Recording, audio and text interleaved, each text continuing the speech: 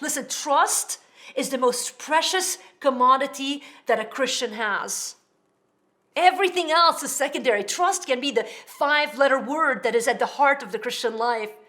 And no matter what season you're going through, listen, being a Christian isn't about following a set of rules. It's not about believing a certain creed. It is about putting your life, it is about actually trusting, just like I trust this chair to hold me up, trusting that God's arms will catch you.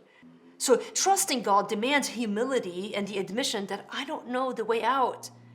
And so often, I think I referenced in chapter 1 the story of Jacob, which we'll look at in one of the other episodes.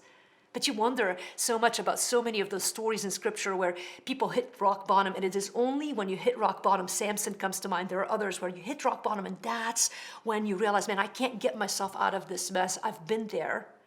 And that's the place where you recognize that all I have at this point is Him, is Jesus. And that's where the disciples were. They were going to die. The storm was so bad, and so they wake him up. They don't trust him yet. They're about to grow in their trust, and yet they still have years to come. We know that in order to really get to a place of trust. But trusting God invites a submission to His will, even when I don't understand His ways. That is so challenging to us in this culture where we want to know everything all the time. We want the answers delivered to our front doorstep before the night is up, right? I mean, we all are familiar with that immediate, God, if you're there, you show me right now. And yet the Christian walk is about trust. It's about faith. And so trusting God means believing that He's able to deliver me, even if He has chosen not to do it yet. And that is a process. That is something that we grow into with time. And so maybe you've been stuck in blaming God. Maybe you recognize, even as I describe this, man, I've been a follower, but I don't really trust Him.